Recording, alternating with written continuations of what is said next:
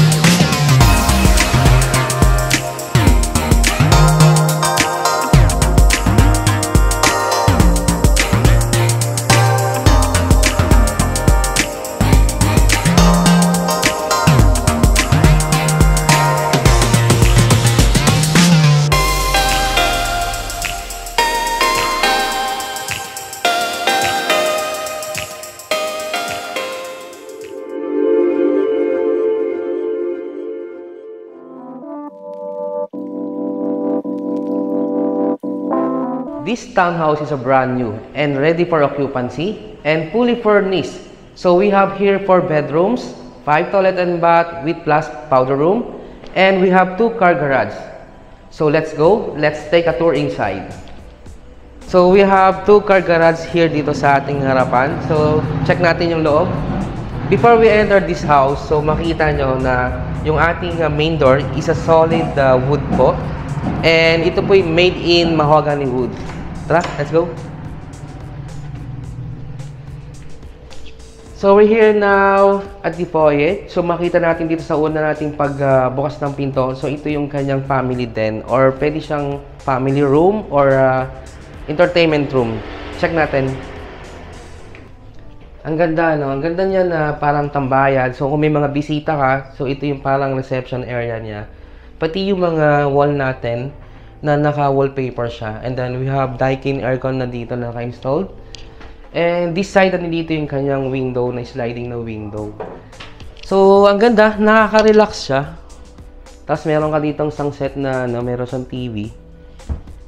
So, tama-tama ito pag may mga bisita ka na dumating. Dito agad yung kanilang pagstay.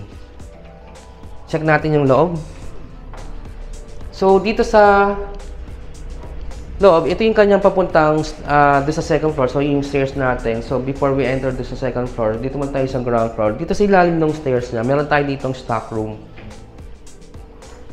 Check here. Kita nyo? And ito yung ating powder room dito sa ground floor. Tara, check natin. Ang ganda, no? Pati yung wallpaper na ginamit, yung color, mint cream. Talagang lutang na lutang yung kanyang kulay. And ito yung kanyang electrical panel na pag nagkaroon tayo ng concern sa ating mga electrical, so nandito siya. And tama-tama ito doon sa mga naghahanap ng mga na merong room sa baba. Kung kayo may mga elderly, fit na fit ito sa inyo kasi dito makita nyo yung kanyang room dito sa ground floor, meron na siyang sariling toilet and bath. Check muna natin yung toilet and bath. Ang ganda. Yung mga fixtures na ginamit natin talaga dito is mga branded Brabant. Kasi alam naman natin yung Brabant is imported yan. Ito yung kanyang room sa ground floor. Nice. Makita nyo yung kanyang ceiling, naka-cove na. And then meron na tayo ditong aircon. Kasi ito yung unit natin na to, is a fully furnished. At tag-iisang unit na lang to dito sa Mandaluyong area natin. Nice yung kanyang wallpaper. Nakaka-relax tingnan. Meron sa dito sa kanyang room yung lanay na area. Pwede siyang tambayan din kasi meron na tayo dito nakaset na mga chairs. And yung lanay area natin, yung sliding yung ating door. Tapos ventilation niya, makita nyo, ayan. Pwede kayong tumambay. Magmuni-muni muna tayo dito. Kasi yung hangin naman pumapasok eh. Check natin ngayon yung second floor. Yung stairs natin, ang ganda. And then, yung space niya, napakalaki naman. Tama-tama. Tapos yung ating ceiling na ang taas ng kanyang ceiling. Oh. Tapos yung ating handrails, ito, steel to. And nakita niya yung wallpaper na ginamit natin dito. Yung design. Nice siya, no? Ito yung ating second floor. Tiles yung ginamit natin dito sa kanyang flooring. Dito sa second floor, meron tayo ditong isang room. Tapos dito sa kalang side ko, nandito yung kanyang another living area. And meron nandito din yung kanyang dining area at saka yung kitchen. Unahin natin yung itong room na to. Yung door niya, combination siya ng glass at saka ng wood. Pagpasok mo, dito agad yung kanyang kitchen. Nice, ang ganda. La Germania. Yung kanyang raised hood, La Germania din. And yung ating mga modular cabinet, kitchen cabinet. Meron tayo ditong oven. Ganda. Pati yung ginamit natin, itong backsplash. Yung design ang ganda. Tapos ito yung kanyang double na sink. Nice. Ang ganda ng kanyang ano. Meron tayo ditong center table. Tapos may mga cabinet na rin dito sa baba. Ganda nito, ano? Ito, kasama na rin nato sa turnover. Itong ating rep na Samsung yung brand. Tapos meron siyang cabinet dito sa taas. Ito yung kanyang dining area. So, 2, 4, 6. So, 6 seaters. Round table yung ginamit natin. Ang ganda ng center light niya. Yung ating, yung wall, ginamitan natin ng wallpaper na gray color. Ganda nung combination ng kulay niya. Pati yung ating ceiling, naka-cove na. May mga LED light tayo na nakalagay dyan. Dito meron tayong dalawang aircon na naka-installed. Doon sa ating dining area, kitchen area, at saka dito sa ating living area. So ito yung ating living area. Nakaka-relax siya. Kasi pwede mo siyang i-open. Ito kasi meron siyang balcony sa kanyang harap. Sliding na window. At meron na rin siyang screen. Pag gusto mo magpahangin, gusto mo tumambay, sumilip sa inyong mga neighborhood, ang ganda, no? Tapos nakakanopy na yung ating garahe dito sa ground floor. Naka-electric fence na rin tayo. Diba? Yung ating paligid. Nice. Actually, isa sa project din namin, yung sa may kabilang side, na sold out na ngayon. So dito, sa tapat, ay isang unit na lang natitira. Ito na lang yon at saka ready for occupancy at fully furnished na rin to. Kung ano yung makikita nyo dito sa video na to, yun na mismo yung turnover natin. Ito yung kanyang second bedroom dito sa second floor. Kasi galing tayo doon kanina sa right side natin, yung living area and dining area and kitchen area. So ito, another room here sa second floor. Meron siyang sariling toilet and bath. Ang ganda ng mga design na. Actually, yung developer talaga nito, halos karamihan ng mga project nila is mga ganito yung mga setup nila, tsaka yung mga brand ng mga materials talagang very siya, like to, Bravat to, ang ganda, no? Alam na natin pag mga Bravat na brand. So meron na rin tayong partition dito na smoke na glass, tempered glass, and meron na dito yung ating shower area. Naka wallpaper na rin siya dito, tingnan nyo. Yung door natin mga solid wood. Ito, solid wood. So, ito yung room. Nice. Dito sa room, ang laki ng space niya. And ito ang ganda ng bed. Tapos meron din tayong aircon na naka-install doon. Yung ceiling natin, cove light. Yung ceiling natin, meron siyang LED light pala. Ayan. Tapos pin light. And yung ating wall dito is a wallpaper. And meron din tayo ditong closet. Modular closet o modular cabinet. Ito yung kanyang window na sliding. Ayan, para kung gusto mo na pumasok yung hangin. Kasi ventilated naman kasi open naman yung natin dito sa Pero naka-grills naman siya. Pwede, yung iba, naglalagay sila ng water tank dyan sa taas. Kita nyo, ang laki ng space dyan sa likod. Pwedeng drying area.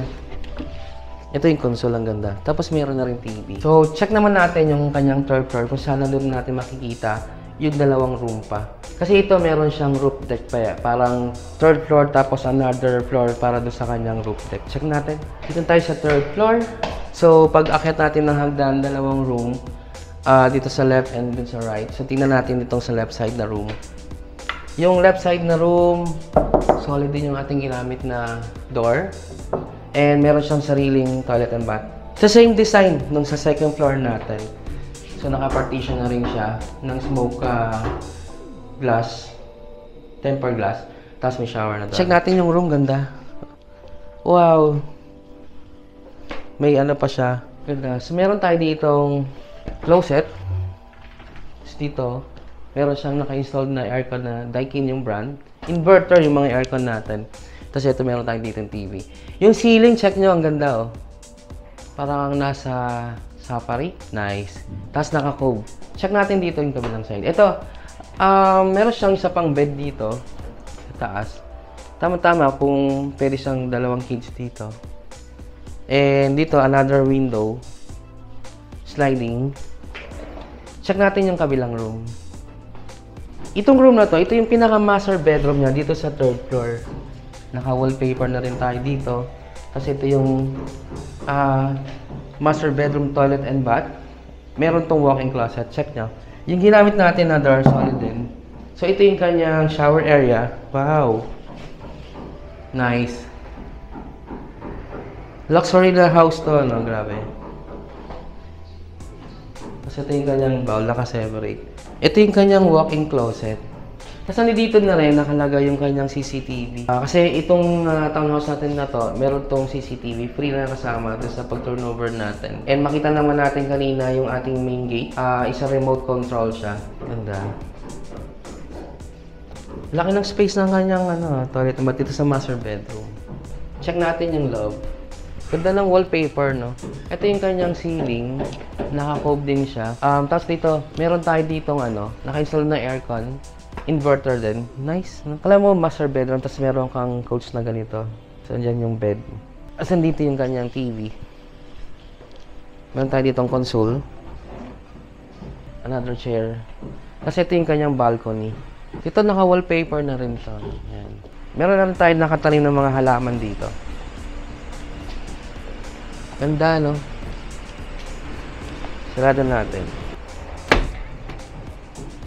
Check natin yung kanyang roof deck. Kasi nandito dun sa roof deck yung kanyang yung service quarter o maid's room. Tapos nandito din yung laundry area. Try natin. Ito yung parang pang 4 story. Ang taas ito. High ceiling. Actually, ito yung pinaka-ceiling na mula sa baba. Ganda. Tapos meron tayong glass panel doon para sa ating sunlight.